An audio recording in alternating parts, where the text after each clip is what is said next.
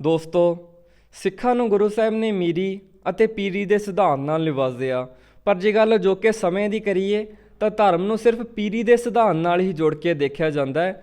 ਮੀਰੀ ਦਾ ਸਿਧਾਂਤ ਕਿਤੇ ਨਾ ਕਿਤੇ ਗੁਆਚਿਆ ਜਿਹਾ ਮਹਿਸੂਸ ਹੁੰਦਾ ਹੈ ਜਾਂ ਉਸ ਨੂੰ ਬਹੁਤੀ ਅਹਿਮੀਅਤ ਨਹੀਂ ਦਿੱਤੀ ਜਾਂਦੀ।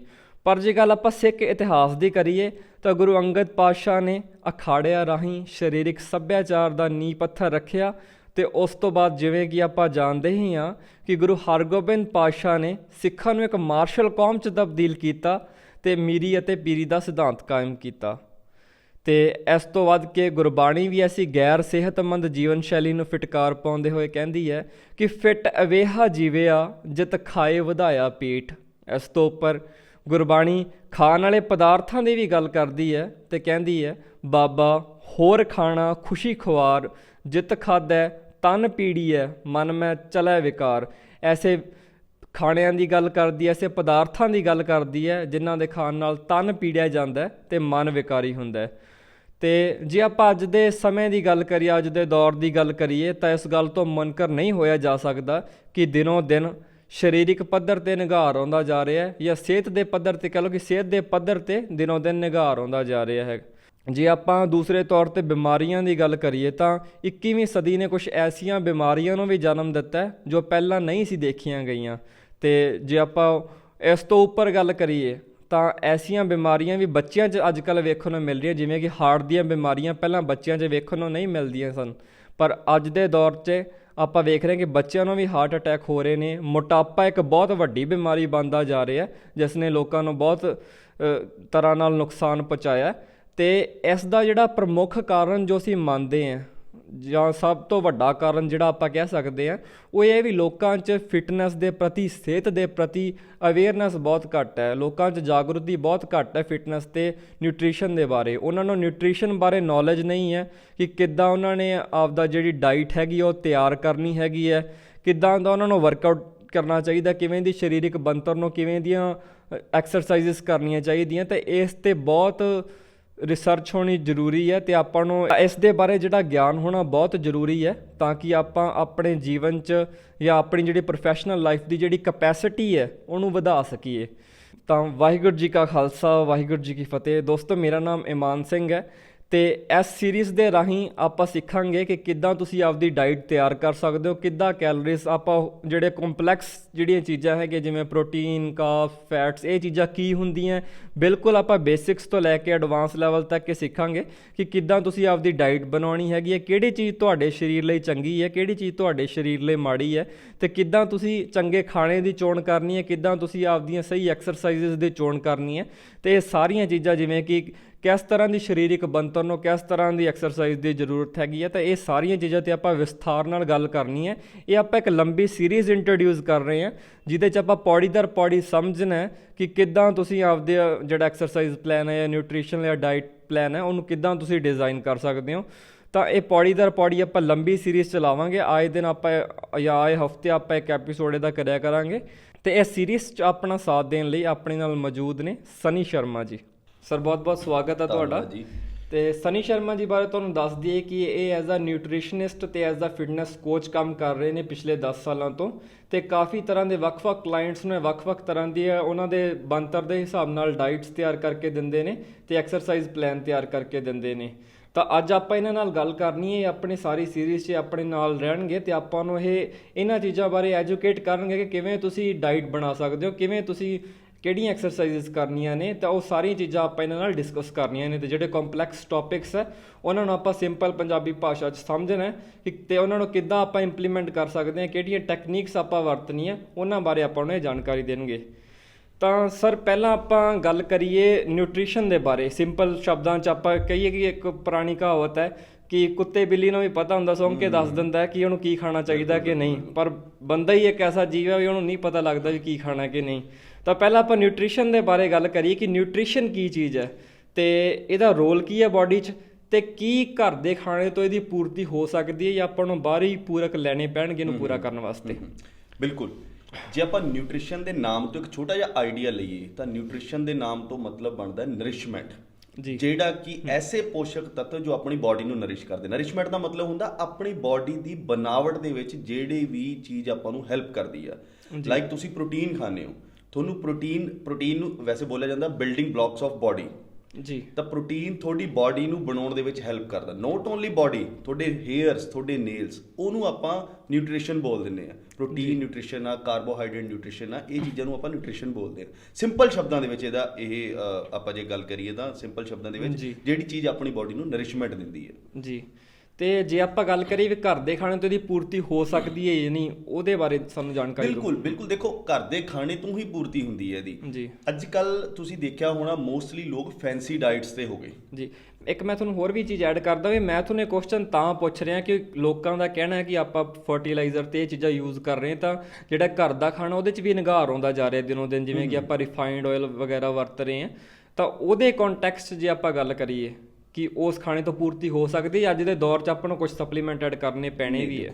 ਦੇਖੋ ਕੁਝ ਚੀਜ਼ਾਂ ਇਦਾਂ ਦੀਆਂ ਹੁੰਦੀਆਂ ਜਿਹੜੀਆਂ ਆਪਾਂ ਨੂੰ ਨਹੀਂ ਮਿਲ ਪਾਉਂਦੀਆਂ ਘਰ ਦੇ ਖਾਣੇ ਤੋਂ। ਜਾਂ ਆਪਾਂ ਦੇਖੀਏ ਤਾਂ ਬਿਲਕੁਲ ਤੁਹਾਡੀ ਗੱਲ ਸਹੀ ਆ, ਫਰਟੀਲਾਈਜੇਸ਼ਨ ਹੋ ਗਿਆ, ਜਾਂ ਤੁਸੀਂ ਗੱਲ ਕਰਦੇ ਆਪਾਂ ਚਿਕਨ ਦੀ ਜਾਂ ਮਟਨ ਦੀ, ਜਿੱਦਾਂ ਦੇ ਏਰੀਆ ਦੇ ਵਿੱਚ ਆਪਾਂ ਕਈ ਵਾਰੀ ਰਹਿੰਦੇ ਹੁੰਦੇ ਆ, ਆਪਾਂ ਨੂੰ ਉੱਥੇ ਵਧੀਆ ਚੀਜ਼ਾਂ ਨਹੀਂ ਮਿਲਦੀਆਂ, ਤਾਂ ਆਪਾਂ ਨੂੰ ਲਾਈਕ ਪ੍ਰੋਟੀਨ ਜਾਂ ਇਹਨਾਂ ਚੀਜ਼ਾਂ ਵਾਸਤੇ ਸਪਲੀਮੈਂਟੇਸ਼ਨਸ ਐਡ ਆਨ ਕਰਨਾ ਪੈਂਦਾ। ਇਹ ਯੂਨੀਵਰਸਲ ਟਰੁੱਥ ਆ, ਇਹਨੂੰ ਆਪਾਂ ਡਿਨਾਈ ਨਹੀਂ ਕਰ ਸਕਦੇ। ਹਾਲਾਂਕਿ ਹਰ ਚੀਜ਼ ਘਰ ਦੇ ਖਾਣੇ ਤੋਂ ਹੀ ਪੂਰਤ ਹੋਊਗੀ, ਬਟ ਕੋਈ ਚੀਜ਼ ਅਗਰ ਨਹੀਂ ਮਿਲਦੀ ਤਾਂ ਆਪਾਂ ਨੂੰ ਉਹ ਸਪਲੀਮੈਂਟ ਦੇ ਥਰੂ ਆਪਾਂ ਨੂੰ ਆਪਣੀ ਬਾਡੀ ਦੇ ਵਿੱਚ ਲੈਣਾ ਹੀ ਪੈਣਾ। ਉਹ ਕਈ ਲੋਕਾਂ ਦੇ ਇਹ ਮਾਈਂਡਸੈਟ ਵੀ ਹੁੰਦਾ ਵੀ ਘਰ ਦਾ ਖਾਣਾ ਜਿੰਨਾ ਮਰਜ਼ੀ ਖਾਈ ਚੱਲੋ, ਤੇ ਬਾਹਰ ਦੇ ਖਾਣੇ ਤੋਂ ਬੜਾ ਪਰਹੇਜ਼ ਕਰਦੇ ਵੀ ਬਾਹਰ ਦਾ ਖਾਣਾ ਨਹੀਂ ਖਾਣਾ, ਤੇ ਘਰ ਦਾ ਖਾਣਾ ਜਿੰਨਾ ਉਹਨਾਂ ਦਾ ਜੀ ਕਰਦਾ ਵੀ ਤੁਸੀਂ ਉਹ ਖਾ ਸਕਦੇ ਹੋ। ਇਹ ਵੀ ਲੋਕਾਂ ਦਾ ਮੰਨਣਾ ਹੈ। ਨਹੀਂ ਹੁੰਦਾ ਜੀ। ਦੇਖੋ ਕਹਿੰਦੇ ਹੁੰਦੇ ਆ ਐਕਸੈਸ ਇਜ਼ ਬੈਡ ਟੂ। ਕੋਈ ਵੀ ਚੀਜ਼ ਤੁਸੀਂ ਐਕਸੈਸ ਦੇ ਵਿੱਚ ਲੈਂਦੇ ਹੋ ਉਹ ਵੀ ਤੁਹਾਨੂੰ ਖਰਾਬ ਹੀ ਕਰੂਗੀ। ਹੁਣ ਸਪੋਜ਼ ਕਰੋ ਤੁਹਾਡੀ ਬਾਡੀ ਨੂੰ ਰਿਕੁਆਇਰਮੈਂਟ ਆ 2 ਰੋਟੀਆਂ ਦੀ, ਬਟ ਤੁਸੀਂ ਇਹ ਸੋਚਦੇ ਹੋ ਬਸ ਤਾਂ ਘਰ ਦਾ ਹੀ ਖਾ ਰਹੇ ਹੋ, ਤੁਸੀਂ ਖਾ ਰਹੇ ਹੋ 10 ਰੋਟੀਆਂ, ਉਹ ਵੀ ਕਿਤੇ ਨਾ ਕਿਤੇ ਨੈਗੇਟਿਵ ਇਫੈਕਟ ਤੁਹਾਡੀ ਬਾਡੀ ਦੇ ਵਿੱਚ ਕਰੂਗੀ ਹੀ ਕਰੂਗੀ ਜੀ। ਤਾਂ ਸਰ ਸਾਨੂੰ ਇਹ ਵੀ ਜਾਣਕਾਰੀ ਦਿਓ ਵੀ ਜਿਹੜੇ ਸਪਲੀਮੈਂਟੇਸ਼ਨਸ ਹੈਗੇ ਉਹਨਾਂ 'ਚ ਕਿਹੜੇ ਸਪਲੀਮੈਂਟਸ ਆਪਾਂ ਨੂੰ ਜ਼ਰੂਰੀ ਹੋ ਸਕਦੇ ਨੇ, ਜਿਹੜਾ ਤੁਹਾਨੂੰ ਮਹਿਸੂਸ ਹੁੰਦਾ ਵੀ ਜਿਹੜੇ ਘਰ ਦੇ ਖਾਣੇ 'ਚੋਂ ਵਿਸਰ ਗਏ ਨੇ ਜਾਂ ਉਹਨਾਂ ਦੀ ਕਮੀ ਮਹਿਸੂਸ ਆਪਾਂ ਨੂੰ ਹੁੰਦੀ ਹੈ। ਦੇਖੋ ਮੋਸਟਲੀ ਆਪਾਂ ਦੇਖੀਏ ਨਾ ਤਾਂ most of the population vegetarian ਜੀ, ਤਾਂ ਇਹ ਲੈਕ ਰਹਿੰਦੀ ਆ, ਇਹਨਾਂ ਨੂੰ ਘੱਟ ਮਿਲਦਾ ਪ੍ਰੋਟੀਨ ਜੀ, ਮੋਸਟਲੀ ਪ੍ਰੋਟੀਨ ਘੱਟ ਮਿਲਦਾ ਆ। ਤਾਂ ਮੇਰੀ ਰეკਮੈਂਡੇਸ਼ਨਸ ਰਹਿੰਦੀਆਂ ਅਗਰ ਤੁਸੀਂ ਵੈਜੀਟੇਰੀਅਨ ਹੋ ਤਾਂ ਤੁਸੀਂ ਇੱਕ ਪ੍ਰੋਟੀਨ ਸਪਲੀਮੈਂਟ ਆਪਣੇ ਉਹਦੇ ਵਿੱਚ ਰੂਟੀਨ ਦੇ ਵਿੱਚ ਐਡ ਆਨ ਕਰੋ। ਮੋਸਟ ਆਫ ਦਾ ਟਾਈਮ ਮੈਂ ਮੰਨਦਾ ਆ ਕਿ ਵੈਜੀਟੇਰੀਅਨਸ ਪੋਪੂਲੇਸ਼ਨ ਨੌਨ ਵੈਜੀਟੇਰੀਅਨ ਹਾਲਾਂਕਿ ਆਪਣੀ ਪੂਰਤੀ ਕਰ ਲੈਂਦੇ ਆ। ਪਰ ਸਰ ਜਿਵੇਂ ਪ੍ਰੋਟੀਨ ਦੀ ਤੁਸੀਂ ਗੱਲ ਕੀਤੀ ਤਾਂ ਇਹਨੂੰ ਅਕਸਰ ਹੀ ਕਿਹਾ ਜਾਂਦਾ ਕਿ ਡੱਬਾ ਬੋਡੀ ਕਹਿ ਦਿੰਦੇ ਆ ਕਿ ਡੱਬਿਆਂ ਵਾਲੀ ਬੋਡੀ ਹੈ ਇਹ, ਵੀ ਜਿਹੜਾ ਪ੍ਰੋਟੀਨ ਤੁਸੀਂ ਬਾਹਰੋਂ ਲੈ ਰਹੇ ਹੋ ਇਹ ਤਾਂ ਬੜਾ ਸਿੰਥੈਟਿਕ ਤੇ ਬੜਾ ਖਤਰਨਾਕ ਹੈ, ਸਰੀਰ ਫੁੱਲ ਜਾਂਦਾ ਜਾਂ ਐਵੇਂ ਦੀਆਂ ਬਿਮਾਰੀਆਂ ਪੈਦਾ ਹੋ ਜਾਂਦੀਆਂ ਤੁਹਾਡੇ ਸਰੀਰ 'ਚ। ਇਹ ਵੀ ਅਕਸਰ ਸੁਣਨ ਨੂੰ ਮਿਲਦਾ ਜਿਹੜੇ ਆਪਾਂ ਪ੍ਰੋਟੀਨ ਸਪਲੀਮੈਂਟ ਦੀ ਗੱਲ ਕਰਦੇ ਹਾਂ। ਦੇਖੀ ਤਾਂ ਜੀ ਜੇ ਮੈਂ ਤੁਹਾਨੂੰ ਪ੍ਰੋਟੀਨ ਦਾ ਥੋੜਾ ਜਿਹਾ ਦੱਸਾਂ ਵੀ ਇਹ ਬਣਦਾ ਕਿੱਦਾਂ, ਤਾਂ ਸਿੰਪਲ ਮੈਂ ਤੁਹਾਨੂੰ ਦੱਸਾਂ, ਮਿਲਕ ਦੁੱਧ ਦੇ ਵਿੱਚ 2 ਤਰ੍ਹਾਂ ਦੇ ਪ੍ਰੋਟੀਨ ਹੁੰਦੇ ਆ ਜੀ, ਵੇ ਪ੍ਰੋਟੀਨ ਐਂਡ ਕੈਸੀਨ ਪ੍ਰੋਟੀਨ ਜੀ।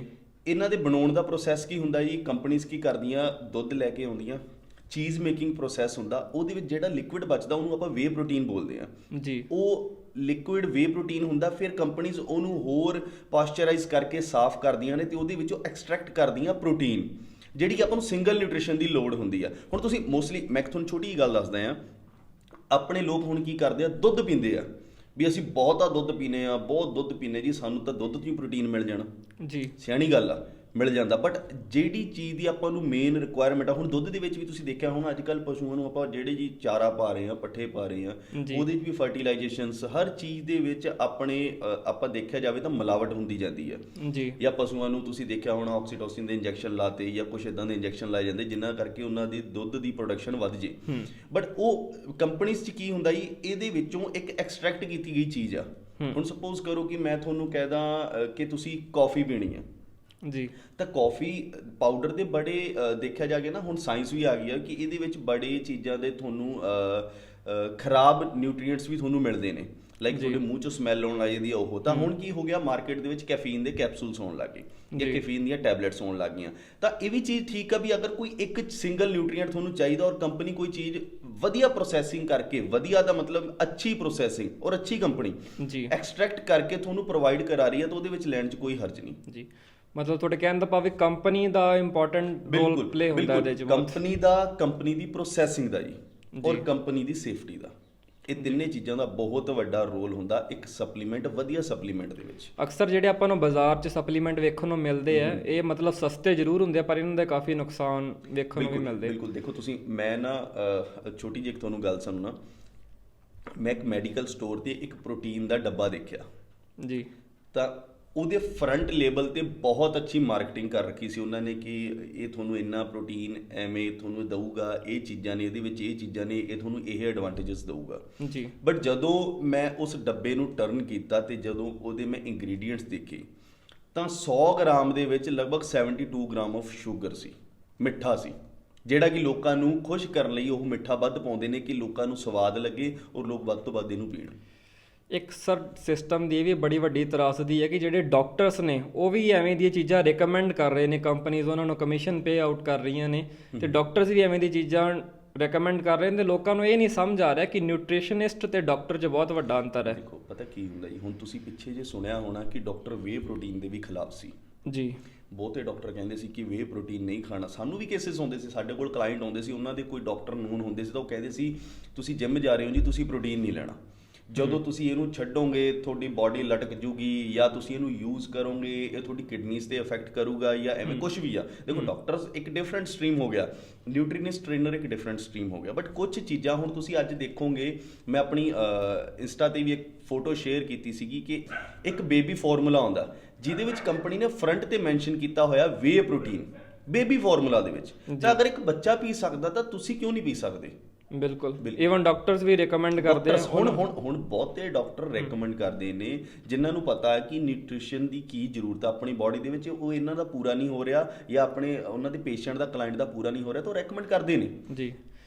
ਇੱਕ ਵਨ ਡਾਈਟ ਫਿਟਸ ਆਲ ਵਾਲਾ ਵੀ ਆਉਂਦਾ ਵੀ ਲੋਕ ਆਨਲਾਈਨ ਡਾਈਟਸ ਚੱਕ ਲੈਂਦੇ ਨੇ, ਉਹਦਾ ਕੀ ਨੁਕਸਾਨ ਆ ਤੇ ਕੀ ਉਹ ਮਤਲਬ ਚੱਲ ਸਕਦਾ ਕੰਮ ਉਹ ਵੀ ਆਨਲਾਈਨ ਡਾਈਟ ਚੱਕੋ ਜਾਂ ਆਪਦੇ ਬੰਦੇ ਦਾ ਕਿਸੇ ਤੋਂ ਡਾਈਟ ਪਲਾਨ ਲੈ ਲਿਆ? ਨਹੀਂ ਦੇਖੋ 90% ਮੈਂ ਮੰਨਣਾ ਜਾਂ 99% ਹੀ ਮੰਨਣਾ ਤਾਂ ਨੁਕਸਾਨ ਹੀ ਨੁਕਸਾਨ ਜੀ। ਇੱਕ diet fits, one diet fits all, ਇੱਕ ਡਾਈਟ ਕਿਸੇ ਦੇ ਫਿਟ ਨਹੀਂ ਹੋ ਸਕਦੀ। ਹੁਣ ਸਪੋਜ਼ ਕਰੋ ਕਿ ਮੈਂ ਤੁਹਾਨੂੰ ਛੋਟਾ ਜਿਹਾ ਐਗਜ਼ਾਮਪਲ ਦਿੰਦਾ ਜੀ। ਮੈਂ ਇੱਕ ਐਮ ਸਾਈਜ਼ ਦੀ ਟੀ-ਸ਼ਰਟ ਲੈ ਲਾਂ ਜੀ ਔਰ ਮੈਂ 10 ਬੰਦੇ ਇੱਕ ਲਾਈਨ ਦੇ ਵਿੱਚ ਖੜੇ ਕਰਾਂ, ਕਿਸੇ ਦਾ ਐਲ ਸਾਈਜ਼ ਹੈ, ਕਿਸੇ ਦਾ ਐਮ ਆ, ਕਿਸੇ ਦਾ ਸਮਾਲ ਆ, ਕਿਸੇ ਦਾ ਹੋਰ ਐਕਸਟਰਾ ਸਮਾਲ ਆ, ਜਾਂ ਕਿਸੇ ਦਾ ਡਬਲ ਐਕਸਐਲ ਆ ਜੀ, ਤੇ ਮੈਂ ਸਭ ਦੀ ਇੱਕੋ ਹੀ ਟੀ-ਸ਼ਰਟ ਪਾਉਣ ਦੀ ਕੋਸ਼ਿਸ਼ ਕਰਾਂ ਤਾਂ ਉਹਨਾਂ ਦੇ ਕਦੇ ਪੂਰੀ ਨਹੀਂ ਹੋਣੀ। ਤਾਂ ਇਹੀ ਇੱਥੇ ਗੱਲ ਮੰਨੀ ਜਾਂਦੀ ਹੈ ਕਿ ਇੱਕ ਡਾਈਟ, ਸਪੋਜ਼ ਕਰੋ ਕਿ ਮੈਂ ਛੋਟਾ ਐਗਜ਼ਾਮਪਲ ਤੁਹਾਨੂੰ ਹੋਰ ਦੇਣਾ ਚਾਹੂੰਗਾ ਕਿ ਮੈਂ ਤੁਹਾਨੂੰ ਕਹਿੰਦਾ ਵੀ ਤੁਸੀਂ ਦੁੱਧ ਪੀਣਾ ਜਾਂ ਤੁਸੀਂ ਪਨੀਰ ਖਾਣਾ, ਜਾਂ ਤੁਸੀਂ ਨੈਟ ਤੋਂ ਚੱਕ ਲਿਆ ਵੀ ਹਾਂਜੀ ਦੁੱਧ ਪੀਣ ਦੇ ਵਿੱਚ ਸਾਨੂੰ ਆਹ ਨਿਊਟ੍ਰੀਸ਼ਨ ਮਿਲੂਗਾ, ਇੰਨੀ ਕੈਲਰੀਜ਼ ਮਿਲੂਗੀਆਂ, ਬਟ ਸਪੋਜ਼ ਕਰੋ ਦੁੱਧ ਤੋਂ ਤੁਹਾਨੂੰ ਐਲਰਜੀ ਹੋਵੇ ਜਾਂ ਦੁੱਧ ਦੇ ਤੁਹਾਨੂੰ ਕੋਈ ਬਾਡੀ ਦੇ ਵਿੱਚ ਕੋਈ ਨੈਗੇਟਿਵ ਇਫੈਕਟਸ ਮਿਲਦੇ ਹੋਣ, ਤਾਂ ਇਹ ਚੀਜ਼ਾਂ ਨੂੰ ਆਪਾਂ ਦੇਖ ਕੇ ਦੇਖੀਏ ਤਾਂ ਇੱਕ ਡਾਈਟ ਕਦੇ ਵੀ ਕਿਸੇ ਨੂੰ ਫਿੱਟ ਨਹੀਂ ਹੁੰਦੀ ਜੀ। ਇਹ ਜਿਹੜੀਆਂ ਆਪਾਂ ਚੀਜ਼ਾਂ ਦੇ ਬਾਰੇ ਗੱਲ ਕਰ ਰਹੇ ਹਾਂ, ਮੰਨ ਲਓ ਕਿ ਮੈਂ ਇੱਕ ਜਮਾਂ ਬਿਗਨਰ ਹੈ, ਮੈਂ ਹਜੇ ਸ਼ੁਰੂਆਤ ਕਰਨੀ, ਮੈਨੂੰ ਕੁਝ ਨਹੀਂ ਪਤਾ ਬਿਲਕੁਲ, ਨਿਊਟ੍ਰੀਸ਼ਨ ਬਾਰੇ ਵੀ ਜ਼ੀਰੋ ਨੌਲੇਜ ਤੇ ਐਕਸਰਸਾਈਜ਼ ਬਾਰੇ ਵੀ ਜ਼ੀਰੋ ਨੌਲੇਜ, ਤਾਂ ਤੁਹਾਡੀ ਕੀ ਰਿਕਮੈਂਡੇਸ਼ਨ ਰਹਿੰਦੀ ਹੈ ਕਿ ਜਦੋਂ ਸਟਾਰਟਿੰਗ ਕਰਨੀ ਐਜ਼ ਅ ਸਟਾਰਟਰ ਤੁਸੀਂ ਕੀ ਸਿੱਖੋ ਤੇ ਕੀ ਨਿਊਟ੍ਰੀਸ਼ਨ ਕੋਚ ਦਾ ਹੋਣਾ ਜ਼ਰੂਰੀ ਹੈ ਜਾਂ ਆਪਦੇ ਤੌਰ ਤੇ ਵੀ ਸਿੱਖਿਆ ਜਾ ਸਕਦਾ ਹੈ? ਮੈਂ ਨਾ ਬਹੁਤੇ ਕੋਚਿਸ ਨੂੰ ਦੇਖਿਆ ਟਰਾਂਸਫੋਰਮੇਸ਼ਨ ਦਾ ਮਤਲਬ ਗਲਤ ਦੱਸਦੇ ਹੋਏ। ਉਹਨਾਂ ਦੇ ਵਾਸਤੇ ਟਰਾਂਸਫੋਰਮੇਸ਼ਨ ਦਾ ਮਤਲਬ ਹੁੰਦਾ ਕਿ ਇੱਕ ਬੰਦੇ ਦਾ ਇੱਕ ਵਾਰ weight lose ਕਰਵਾਉਣਾ ਉਹ ਟਰਾਂਸਫੋਰਮੇਸ਼ਨ ਆ, ਬਟ ਨਹੀਂ, ਮੈਂ ਸਮਝਦਾ ਕਿ ਟਰਾਂਸਫੋਰਮੇਸ਼ਨ ਦਾ ਮਤਲਬ ਹੁੰਦਾ ਕਿ ਤੁਸੀਂ ਆਪਣੇ ਕਲਾਇੰਟ ਨੂੰ ਹੈਲਥ ਮੈਨੇਜਮੈਂਟ ਦੇ ਸਾਰੇ ਬੇਸਿਕਸ ਸਮਝਾ ਦਿਓ so they can apply for the whole life. ਉਹ ਸਾਰੀ ਜ਼ਿੰਦਗੀ ਲਈ ਉਹਨੂੰ ਅਪਲਾਈ ਕਰਨ, ਨਾ ਕਿ ਇੱਕ ਸ਼ਾਰਟ ਟਾਈਮ ਆਫ ਪੀਰੀਅਡ ਦੇ ਲਈ ਕਿ ਸਪੋਜ਼ ਕਰੋ ਮੈਂ ਕਿਸੇ ਦਾ 3 ਮਹੀਨੇ ਦੇ ਵਿੱਚ 10 ਕਿਲੋ weight loss ਕਰਾਤਾ, ਮੈਂ ਕਹਤਾ ਜੀ ਇਹ ਟਰਾਂਸਫੋਰਮੇਸ਼ਨ ਆ, ਬਟ ਮੈਂ ਕਲਾਇੰਟ ਨਾਲ ਇੰਨਾ ਜ਼ਿਆਦਾ ਧੱਕਾ ਕੀਤਾ, ਐਕਸੈਸ ਕਾਰਡੀਓ ਕਰਾਈ, ਵਾਟਰ weight loss ਹੋ ਗਿਆ ਔਰ ਬਹੁਤ ਜ਼ਿਆਦਾ ਉਹਨਾਂ ਨੂੰ ਕੈਲਰੀ ਡੈਫੀਸ਼ੀਟ ਦੇ ਵਿੱਚ ਲੈ ਗਿਆ, ਬਟ ਜਦੋਂ ਫੇਰ ਕਲਾਇੰਟ ਆਉਂਦੇ ਆ ਵਾਪਸ ਆਉਂਦੇ ਆ ਤਾਂ weight gain ਹੋ ਜਾਵੇ ਤਾਂ ਉਹ ਚੀਜ਼ ਨਹੀਂ ਸਹੀ ਹੁੰਦੀ। ਹਰ ਕਲਾਇੰਟ ਨੂੰ ਤੁਸੀਂ ਇੱਕ ਬੇਸਿਕ ਹੈਲਥ ਮੈਨੇਜਮੈਂਟ ਦੀਆਂ ਚੀਜ਼ਾਂ ਦੱਸੋ ਕਿ ਤੁਸੀਂ ਇੰਨਾ ਖਾਣਾ, ਆਹ ਚੀਜ਼ਾਂ ਖਾਣੀਆਂ, ਆਹ ਤੁਹਾਡੇ ਵਾਸਤੇ ਚੰਗੀਆਂ, ਆਹ ਤੁਹਾਡੇ ਵਾਸਤੇ ਮਾੜੀਆਂ। ਟਰਾਂਸਫੋਰਮੇਸ਼ਨ ਉਹਨੂੰ ਬੋਲ ਸਕਦੇ ਆਪਾਂ ਜੀ।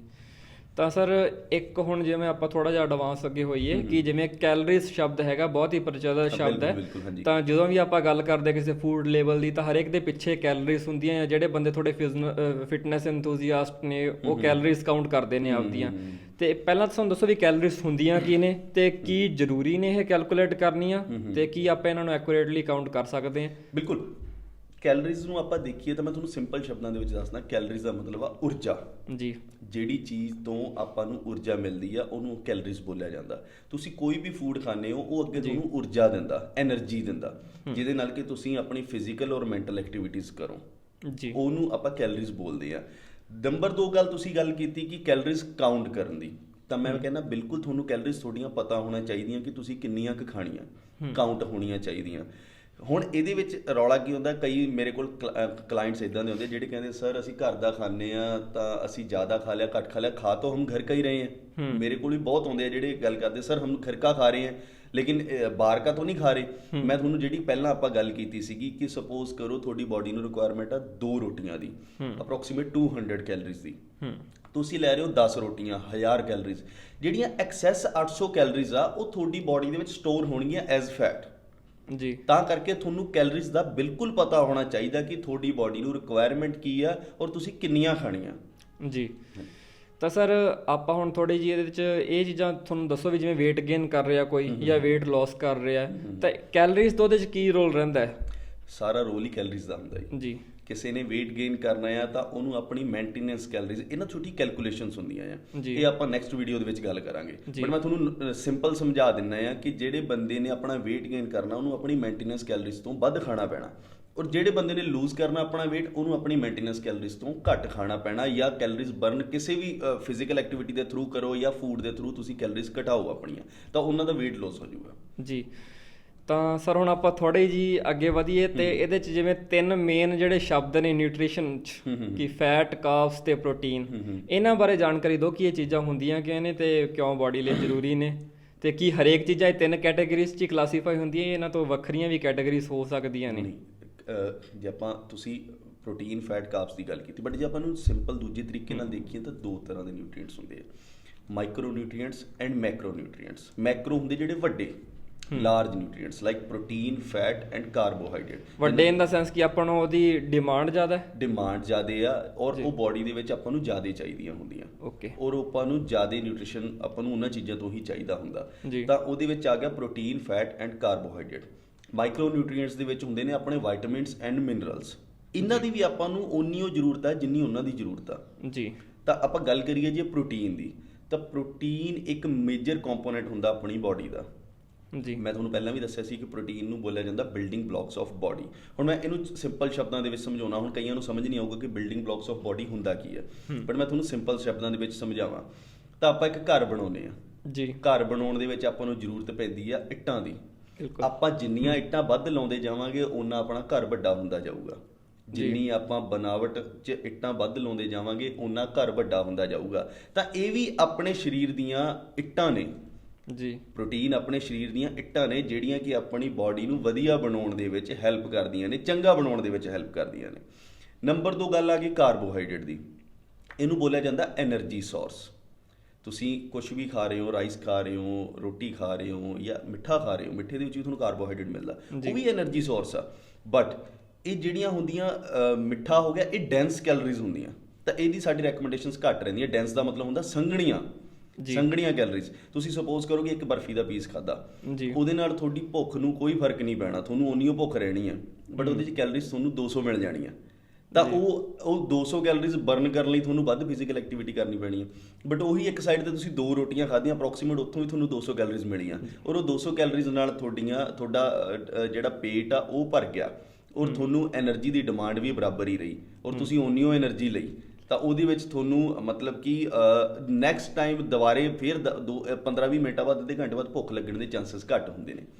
ਕਹਿੰਦਾ ਭਾਵੇਂ ਕੁਆਲਿਟੀ ਕੈਲਰੀਜ਼ ਵੀ ਬਹੁਤ ਜ਼ਰੂਰੀ ਨੇ, ਕੱਲੀਆਂ ਕੈਲਰੀਜ਼ ਨਹੀਂ ਜ਼ਰੂਰੀ। ਕੱਲੀਆਂ ਕੈਲਰੀਜ਼ ਨਹੀਂ, ਕੁਆਲਿਟੀ ਆਫ ਕੈਲਰੀਜ਼ ਡਿਪੈਂਡ ਇਹੀ ਕਰਦਾ ਹੁੰਦਾ। ਕੱਲੀਆਂ ਕੈਲਰੀਜ਼ ਦਾ ਮਤਲਬ ਇਹ ਨਹੀਂ ਹੈ ਕਿ ਤੁਸੀਂ ਕੱਲੀ ਮਿਠਾਈ ਖਾਂਦੇ ਜਾਓ ਜਾਂ ਕੱਲੇ ਸ਼ੂਗਰ ਡਰਿੰਕਸ ਪੀਂਦੇ ਜਾਓ ਜਾਂ ਕੁਝ ਵੀ ਇਦਾਂ ਦਾ ਖਾਂਦੇ ਜਾਓ, ਨਹੀਂ।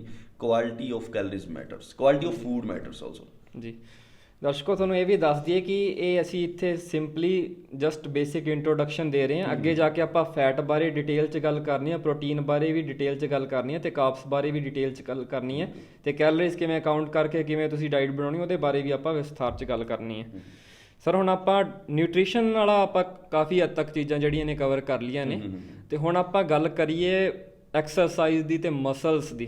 ਤਾਂ ਹੁਣ ਆਪਾਂ ਨੂੰ ਮਸਲਸ ਬਾਰੇ ਜਾਣਕਾਰੀ ਦਿਓ ਕਿ ਮਸਲਸ ਕੀ ਨੇ ਤੇ ਕਿਹਦੇ ਤੋਂ ਬਣਦੀਆਂ ਨੇ ਇਹ ਤੇ ਕਿਉਂ ਜ਼ਰੂਰੀ ਨੇ ਬੋਡੀ 'ਚ? ਅਕਸਰ ਇਹ ਗੱਲ ਸੁਣਨ ਨੂੰ ਮਿਲਦੀ ਹੈ ਵੀ ਫਿੱਟ ਰਹਿਣ ਵਾਸਤੇ ਮਸਲਸ ਦਾ ਹੋਣਾ ਕੋਈ ਜ਼ਰੂਰੀ ਨਹੀਂਗਾ, ਜੇ ਤੁਸੀਂ ਉਹ ਫਿੱਟ ਹੋ ਯੋਗਾ ਕਰੋ ਤੇ ਵਧੀਆ ਫਿੱਟ ਰਹਿ ਸਕਦੇ ਹੋ। ਪਤਾ ਕੀ ਹੁੰਦਾ, ਮੈਂ ਵੀ ਬਹੁਤ ਸੁਣਦਾ ਆ, ਮੈਂ ਲੋਕਾਂ ਦੇ ਅਕਸਰ ਕਲੇਮ ਸੁਣਦਾ, ਸਾਡੇ ਕੋਲ ਜਿਮ ਦੇ ਵਿੱਚ ਹੀ ਹੁੰਦੇ ਆ ਜਾਂ ਮੇਰੇ ਜਿਹੜੇ ਕਲਾਇੰਟਸ ਹੁੰਦੇ ਆ, ਉਹ ਕਹਿੰਦੇ ਆ ਕਿ ਸਾਨੂੰ ਨਾ ਹਮਨੇ ਮਸਲਸ ਨਹੀਂ ਬਣਾने ਜੀ, ਹमें ਮਸਲਸ ਬਣਾने की ਜ਼ਰੂਰਤ ਨਹੀਂ ਹੈ। ਮੈਂ ਤੁਹਾਨੂੰ ਇੱਕ ਛੋਟੀ ਜੀ ਗੱਲ ਦੱਸਦਾ, ਤੁਹਾਨੂੰ ਮਸਲ ਬਣਾਉਣੇ ਕਿਉਂ ਨਹੀਂ ਚਾਹੀਦੇ, ਤੁਹਾਨੂੰ ਮਸਲ ਬਣਾਉਣੇ ਚਾਹੀਦੇ ਆ। ਹੁਣ ਮੈਂ ਇੱਕ ਛੋਟਾ ਜਿਹਾ ਐਗਜ਼ਾਮਪਲ ਤੁਹਾਨੂੰ ਦਿੰਦਾ, ਮੈਂ ਇਸ ਚੇਅਰ ਤੋਂ ਬਹਿ ਕੇ ਜੇ ਉੱਠਣਾ ਤਾਂ ਮੈਂ ਕਿਸ ਚੀਜ਼ ਦੀ ਯੂਜ਼ ਕਰੂੰਗਾ? ਆਪਣੇ ਲੈਗਸ ਦੇ ਮਸਲਸ ਦੀ। ਲੋਕਾਂ ਨੂੰ ਇਹ ਨਹੀਂ ਸਮਝ, ਲੋਕ ਸੋਚਦੇ ਆ ਕਿ ਨਹੀਂ ਸਾਨੂੰ ਮਸਲਸ ਦੀ ਲੋੜ ਨਹੀਂ। ਤੁਸੀਂ ਹਰ ਇੱਕ ਫਿਜ਼ੀਕਲ ਐਕਟੀਵਿਟੀ ਦੇ ਵਿੱਚ ਮਸਲਸ ਯੂਜ਼ ਕਰ ਰਹੇ ਹੋ। ਹੁਣ ਕਈ ਕਹਿਣਗੇ ਜੀ ਅਸੀਂ ਕੱਲੀ ਕਾਰਡੀਓ ਕਰਨੀ ਆ, हम स्टेयर्स चढ़ेंगे वो कार्डियो है, हमें स्टेयर्स करवा दो वो कार्डियो है, या हमें साइकिलिंग करवा दो वो कार्डियो है। ਜਦੋਂ ਤੁਸੀਂ ਸਾਈਕਲਿੰਗ ਕਰ ਰਹੇ ਹੋ ਕਿਸ ਚੀਜ਼ ਦਾ ਯੂਜ਼ ਕਰ ਰਹੇ ਹੋ? ਸਿੰਪਲ ਸ਼ਬਦਾਂ ਦੇ ਵਿੱਚ ਲੈਗਸ ਦੇ ਮਸਲਸ ਦਾ। ਸਟੇਅਰਸ ਚੜ ਰਹੇ ਹੋ ਲੈਗਸ ਦੇ muscles the, so you need muscles. ਹੁਣ ਆਪਣੇ ਤੁਸੀਂ ਆਪਣੇ ਮੋਸਟਲੀ ਦਰਸ਼ਕਾਂ ਨੇ ਵੀ ਦੇਖਿਆ ਹੋਣਾ ਕਿ ਬਜ਼ੁਰਗਾਂ ਦੇ ਚੂਲੇ ਟੁੱਟ ਜਾਂਦੇ ਸੀਗੇ ਜੀ। ਉਹ ਇੱਕ ਸਟੇਟ ਹੁੰਦੀ ਆ, ਸਾਰਕੋਪੀਨੀਆ ਸਟੇਟ ਬੋਲਦੇ। ਜਦੋਂ ਆਪਣੀ ਇੱਕ ਏਜ ਹੁੰਦੀ ਹੈ ਨਾ ਤਾਂ ਆਪਣੇ ਮਸਲ ਮਾਸ ਡ੍ਰੌਪ ਹੋਣ ਲੱਗ ਜਾਂਦਾ, ਤਾਂ ਆਪਣੇ ਜੁਆਇੰਟ ਨੂੰ ਮਸਲਸ ਦੀ ਜਿਹੜੀ ਸਪੋਰਟ ਹੁੰਦੀ ਹੈ ਉਹ ਘਟਣ ਲੱਗ ਜਾਂਦੀ ਹੈ। ਚੂਲੇ ਨੂੰ ਆਪਾਂ ਜੇ ਥੋੜੀ ਟੈਕਨੀਕਲ ਲੈਂਗੁਏਜ ਦੇ ਵਿੱਚ ਦੇਖੀਏ ਤਾਂ ਹਿਪ ਬੋਨ ਬੋਲਦੇ ਨੇ ਜਾਂ ਹਿਪ ਜੁਆਇੰਟ ਬੋਲ ਦਿੰਦੇ ਆ ਜੀ। ਤਾਂ ਜਦੋਂ ਹਿਪ ਦੇ ਸਰਾਊਂਡਿੰਗ ਮਸਲਸ ਜਾਂ ਉਸ ਜੁਆਇੰਟ ਦੇ ਸਰਾਊਂਡਿੰਗ ਮਸਲ ਸਟਰੋਂਗ ਨਹੀਂ ਹੁੰਦੇ ਨਾ, ਤਾਂ ਉਦੋਂ ਉਹਨੂੰ ਸਪੋਰਟ ਘੱਟ ਹੁੰਦੀ ਹੈ ਔਰ ਬੰਦਾ ਹਲਕਾ ਜਿਹਾ ਥੱਲੇ ਗਿਰਦਾ ਆ, ਉਹਦਾ ਚੂਲਾ ਟੁੱਟ ਜਾਂਦਾ, ਉਹਦੀ ਹਿਪ ਬੋਨ ਫ੍ਰੈਕਚਰ ਹੋ ਜਾਂਦੀ ਆ ਜਾਂ ਉਹਦਾ ਜੁਆਇੰਟ ਫ੍ਰੈਕਚਰ ਹੋ ਜਾਂਦਾ, ਫਿਰ ਉਹ ਮੰਜੇ ਤੇ ਪੈ ਜਾਂਦਾ ਜੀ। ਬਟ ਜੇ ਇਹੀ ਕਿਸੇ ਬੰਦੇ ਦਾ ਮਸਲਸ ਚੰਗਾ ਹੋਵੇ, ਉਹ ਗਿਰ ਜੇ ਔਰ ਉਹਨੂੰ ਸਪੋਰਟ ਰਵੇ ਉਸ muscle the, most of the time muscles the support ਰਹਿੰਦੀ ਆਪਣੇ ਜੁਆਇੰਟਸ ਨੂੰ। ਜਾਂ ਤੁਸੀਂ ਦੇਖਿਆ ਹੋਣਾ ਕਿ ਬਜ਼ੁਰਗਾਂ ਦੇ ਗੋਡਿਆਂ ਦੀ ਕਹਿੰਦੇ ਗਰੀਸ ਖਤਮ ਹੋ ਗਈ, ਤੇ ਗਰੀਸ ਦਾ ਮਤਲਬ ਹੁੰਦਾ ਹੈ ਇੱਕ ਫਲੂਇਡ ਹੁੰਦਾ ਆ ਤੁਹਾਡੇ ਗੋਡੇ ਦਾ ਜੁਆਇੰਟ ਆ, ਇਹਦੇ ਵਿੱਚ ਇੱਕ ਫਲੂਇਡ ਹੁੰਦਾ, ਉਹਨੂੰ ਗਰੀਸ ਬੋਲ ਦਿੰਦੇ। ਸਿੰਪਲ ਸ਼ਬਦਾਂ ਦੇ ਵਿੱਚ ਦੱਸਦਾ, ਹਾਲਾਂਕਿ ਟੈਕਨੀਕਲ ਲੈਂਗੁਏਜ ਬਹੁਤ ਅੱਗੇ ਜਾਂਦੀ ਆ, ਬਟ ਇੱਕ ਫਲੂਇਡ ਹੁੰਦਾ, ਇੱਕ ਟਾਈਪ ਦਾ ਥੋੜਾ ਜਿਹਾ ਸਪੰਜ ਟਾਈਪ ਕੋਈ ਉਹ ਹੁੰਦਾ, ਉਹਨੂੰ ਆਪਾਂ ਬੋਲ ਦਿੰਦੇ ਆ ਕਿ ਇਹ ਗਰੀਸ ਆ। ਬਟ ਜਦੋਂ ਕੀ ਹੁੰਦਾ ਆ, ਤੁਹਾਡੇ ਮਸਲ ਸਪੋਰਟ ਨਹੀਂ ਕਰਦੇ ਤਾਂ ਤੁਹਾਡਾ ਉਹ ਫਲੂਇਡ ਹੌਲੀ ਹੌਲੀ ਘਸਣ ਲੱਗ ਜਾਂਦਾ, ਤਾਂ ਤੁਹਾਡੇ ਨੀ ਜੁਆਇੰਟ ਰਬ ਕਰਨ ਲੱਗ ਜਾਂਦਾ।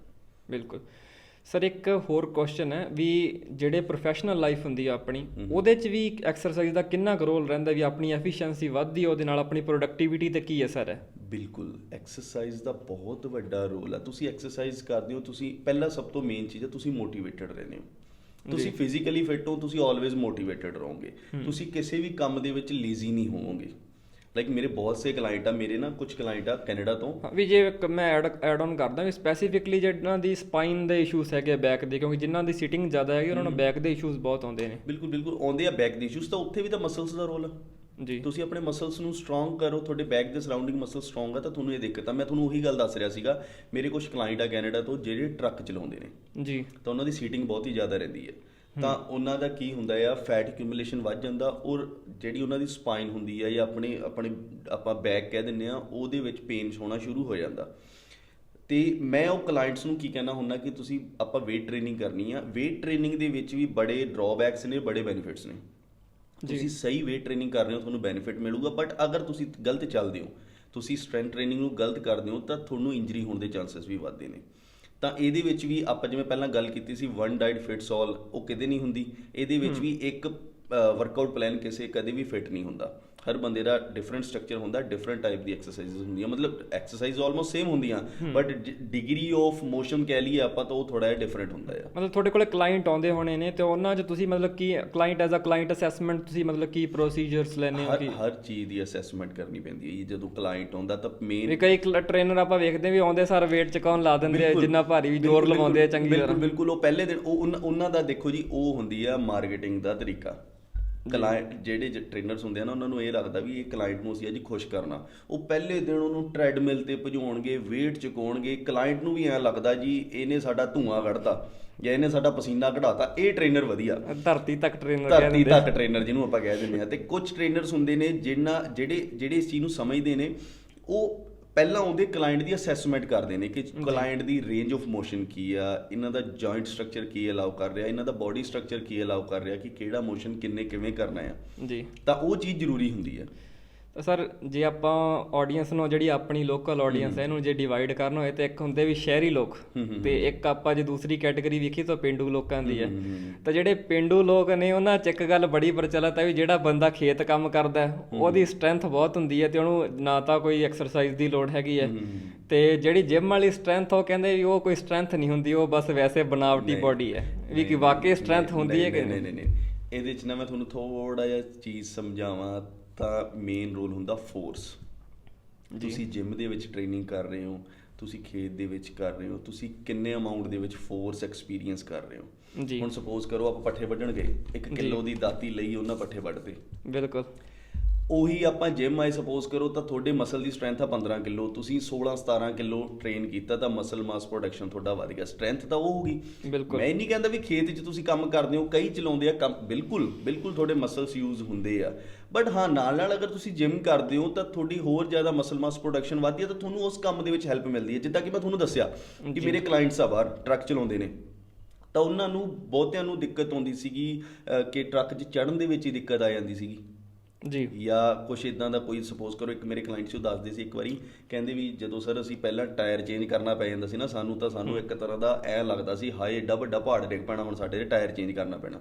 ਬਟ ਹੁਣ ਸਾਡੇ ਮਸਲ ਮਾਸ ਦੀ ਸਟਰੈਂਥ ਥੋੜੀ ਵਧੀ ਆ, ਸਾਨੂੰ ਚੰਗਾ ਲੱਗਦਾ ਤਾਂ ਅਸੀਂ ਟਾਇਰ ਮਿੰਟਾਂ 'ਚ ਚੇਂਜ ਕਰ ਦਿੰਦੇ ਆ ਜੀ, ਇਹ ਚੀਜ਼ ਹੁੰਦੀ।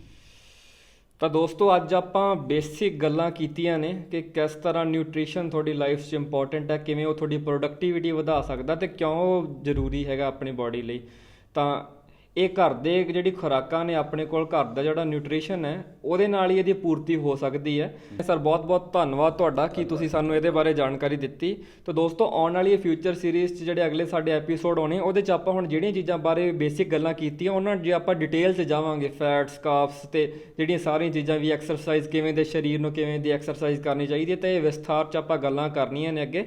ਤਾਂ ਬਣੇ ਰਹੋ ਸਾਡੇ ਨਾਲ ਤੇ ਚੈਨਲ ਨੂੰ ਤੁਸੀਂ ਸਬਸਕ੍ਰਾਈਬ ਕਰ ਸਕਦੇ ਹੋ ਤੇ ਸਰ ਬਾਰੇ ਵੀ ਤੁਹਾਡੀ ਇਨਫੋਰਮੇਸ਼ਨ ਦੇ ਦਾਂਗੇ। ਜੇ ਤੁਸੀਂ ਇਹਨਾਂ ਤੋਂ ਟ੍ਰੇਨਿੰਗ ਲੈਣਾ ਚਾਹੁੰਦੇ ਹੋ, ਪਰਸਨਲ ਟ੍ਰੇਨਿੰਗ ਆਫਰ ਕਰਦੇ ਨੇ ਤੇ ਆਨਲਾਈਨ ਹੀ ਕਲਾਇੰਟਸ ਨਾਲ ਡੀਲ ਕਰਦੇ ਨੇ ਇਹ, ਤੇ ਇਹਨਾਂ ਦੇ ਨੰਬਰ ਤੇ ਜਿਹੜੇ ਵੈਬਸਾਈਟਸ ਨੇ ਉਹ ਸਾਰਾ ਕੁਝ ਤੁਸੀਂ ਸਕਰੀਨ ਤੇ ਵੇਖ ਰਹੇ ਹੋ ਤੇ ਇਹ ਤੁਹਾਨੂੰ ਕਮੈਂਟ ਦੇ ਅੰਦਰ ਵੀ ਮਿਲ ਜੂਗਾ ਪਿੰਡ।